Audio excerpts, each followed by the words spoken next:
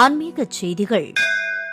தேனி ஸ்ரீ சிவகணேச கந்தபெருமாள் கோயிலில் ஆஷாட நவராத்திரி திருவிழாவை ஒட்டி சிறப்பு வழிபாடு நடைபெற்றது. இதனை முன்னிட்டு மங்கள வாராகி அம்மனுக்கு வண்ணப்பட்டுடுத்தி மலர் மாலைகளால் முத்து அங்கி சேவை அலங்காரத்தில் எழுந்தருளச் செய்து தீபதூப ஆராதனைகள் காட்டப்பட்டன. தொடர்ந்து உற்சவர் அம்மனுக்கும் அலங்காரம் சேவிக்கப்பட்டு சிறப்பு பூஜைகள் நடைபெற்று மங்கள வாத்தியங்கள் இசைக்க கோயிலை சுற்றிவர செய்யப்பட்டார். இந்த நிகழ்வில் ஏராளமான பக்தர்கள் கலந்து கொண்டு வழிபட்டனர்.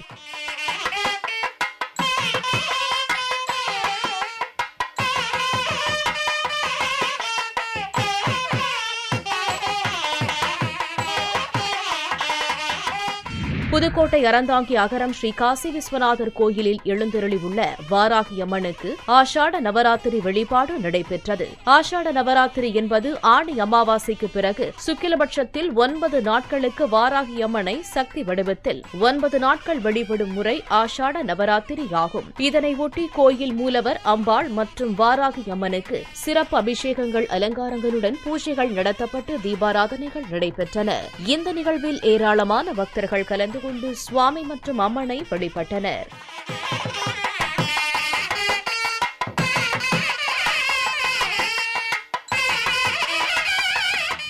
விழுப்புரம் மாவட்டம் திண்டிவனம் அடுத்த ரெட்டனை ஸ்ரீ திரௌபதியம்மன் கோயிலில் அக்னி வசந்த விழா விமர்சையாக நடைபெற்று வருகிறது. இந்த விழாவின் 20ஆம் நாளன்று 18ஆம் நாள் யுத்த வைபவம் நடைபெற்றது. தொடர்ந்து அலங்கரிக்கப்பட்ட திரௌபதியம்மன் சுபத்திரை சமேதராக அர்ஜுனன் மற்றும் கிருஷ்ணர் ஆகிய சுவாமிகள் வெள்ளை குதிரைகள் பூட்டப்பட்ட ரதத்தில் வீதி உலாவர திரளான பக்தர்கள் சுவாமி தரிசனம் செய்தனர்.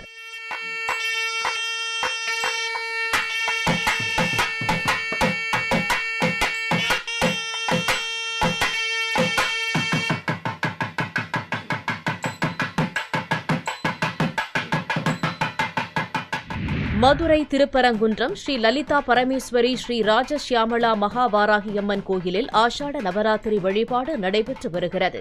இவ்வழிபாட்டின் முதல் நாளன்று உற்சவர் மகாவாராகியம்மனுக்கு பச்சரிசி மாவு, மஞ்சள் பொடி, திரவிய பொடி, தேன், பால், தயிர் போன்ற பல்வேறு சிறப்பு அபிஷேகங்கள் நடைபெற்றன. தொடர்ந்து அம்மனுக்கு பச்சை சாற்றி சிறப்பு அலங்காரம் செய்யப்பட்டு பல்வேறு சிறப்பு தீபதூப ஆராதனைகள் நடைபெற்றன. இந்த நிகழ்வில் திரளான பக்தர்கள் கலந்து கொண்டு வழிபட்டனர்.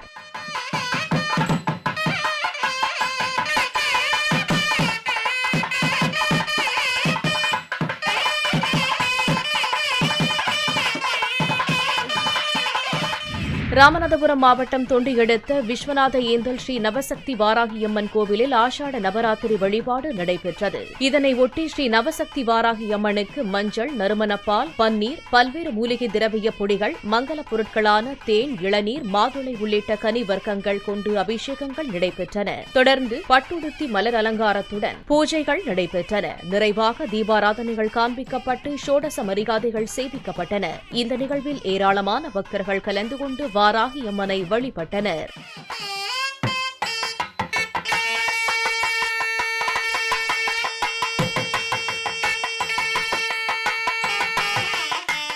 தமிழ் மாதமான ஆனி மற்றும் ஆடி மாதத்தில் வரும் ஆஷாட நவராத்திரி நாட்களில் அன்னை சக்தியின் பல்வேறு வடிவங்களை வழிபட மிகவும் உகந்தவை. குறிப்பாக தென்னிந்தியாவில் இந்த நாட்களில் வாராகி அம்மனை வழிபடுவது கூடுதல் சிறப்பு வாய்ந்ததாக கருதப்படுகிறது. அந்த வகையில் புதுச்சேரி சாமிப்பிள்ளை தோட்டம் பகுதியில் அமைந்துள்ள ஸ்ரீ மகாசக்தி பரிகார வாராகி அம்மன் கோயிலில் சிறப்பு வழிபாடு நடைபெற்றது. முதல் நாளில் நடைபெற்ற வழிபாட்டில் வாராகி அம்மனுக்கு சிறப்பு அபிஷேகங்கள் சேவிக்கப்பட்டு சிறப்பு அலங்காரத்துடன் பூஜைகள் நடத்தப்பட்டு தீபாராதனைகள் காண்பிக்கப்பட்டன.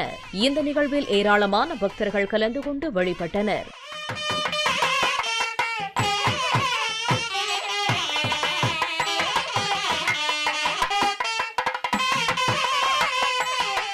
புதுச்சேரி முத்தியால்பேட்டை ஸ்ரீ பொன்னுமாரியம்மன் கோயிலில் 91வது பிரம்மோற்சவ விழாவை ஒட்டி விக்னேஸ்வர பூஜையும் வாஸ்து சாந்தியும் நடைபெற்றது. இதனை ஒட்டி விநாயகருக்கு பால், தயிர், சந்தனம், இளநீர், தேன் உள்ளிட்ட வாசனை திரவியங்கள் கொண்டு அபிஷேகம் செய்யப்பட்டு சிறப்பு தீபாராதனை நடைபெற்றது. தொடர்ந்து அலங்கரிக்கப்பட்ட பொன்னுமாரியம்மனுக்கு சிறப்பு தீபாராதனை நடைபெற்றது. இதில் பக்தர்கள் கலந்து கொண்டு அம்மனை வழிபட்டு சென்றனர்.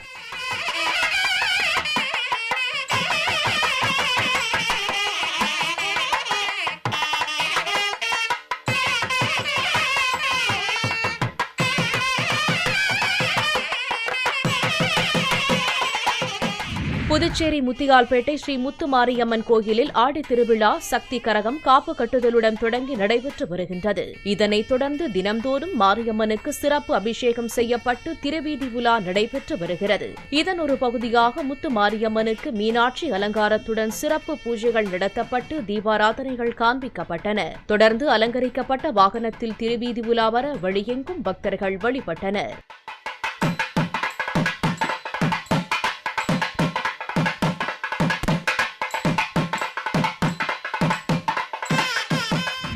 சிவகங்கை ஸ்ரீ பிள்ளைவயல் காளியம்மன் கோயிலில் ஆனி மாத பூச்சொரிதல் விழா தொடங்கி நடைபெற்று வருகிறது. இதனை முன்னிட்டு மூலவர் காளியம்மனுக்கும் உற்சவர் அம்மனுக்கும் பல்வேறு நறுமண திரவியங்கள் கொண்டு சிறப்பு அபிஷேகங்கள் மற்றும் சர்வ அலங்காரம் நடைபெற்றது. தொடர்ந்து அம்மனுக்கு சிறப்பு பூஜைகள் நடைபெற்று மகா கற்பூர ஆராதனை காண்பிக்கப்பட்டன. இதில் ஏராளமான பக்தர்கள் கலந்து கொண்டு ஸ்ரீ காளியம்மனுக்கு அர்ச்சனைகள் செய்து வழிபட்டனர்.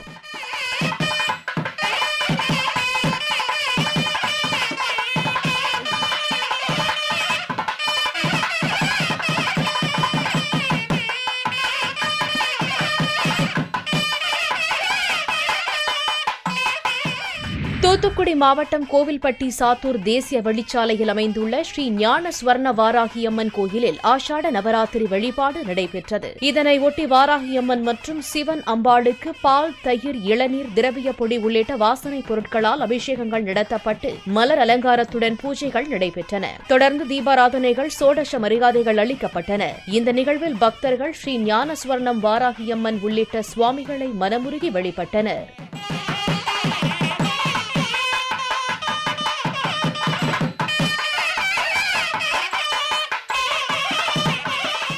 காரைக்கால் ஸ்ரீ சுந்தராம்பாள் சமேத ஸ்ரீ கைலாசநாதர் சுவாமி தேவஸ்தானத்திற்குட்பட்ட ஸ்ரீ சித்தி விநாயகர் கோவிலில் அண்மையில் கும்பாபிஷேகம் நடைபெற்ற நிலையில் மண்டல அபிஷேக வழிபாடுகள் நடைபெற்று வந்தன. இதன் நிறைவு நாளன்று கோயில் வளாகத்தில் யாகசாலை பூஜைகள் நடைபெற்று பூர்ணாகுதிக்கு பின்னர் பூஜிக்கப்பட்ட கலசங்களை கோயிலை சுற்றி எடுத்து வந்து மூலவர் உள்ளிட்ட கோயிலின் அனைத்து தெய்வங்களுக்கும் வாசனை திரவியங்களுடன் அபிஷேகங்கள் நடத்தப்பட்டன. தொடர்ந்து தீபாராதனைகள் காண்பிக்கப்பட்டன. இந்த நிகழ்வில் ஏராளமான பக்தர்கள் கலந்து கொண்டு வழிபட்டனர்.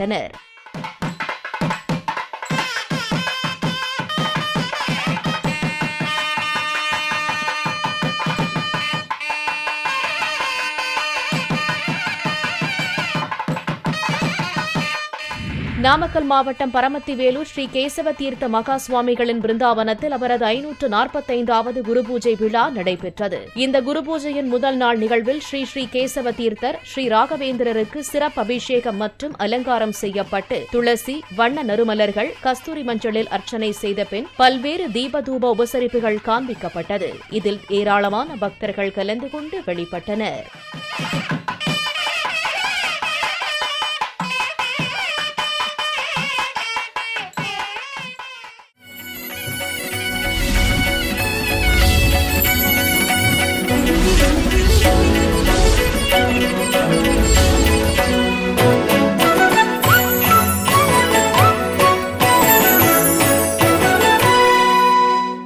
ஆன்மீக செய்திகள்.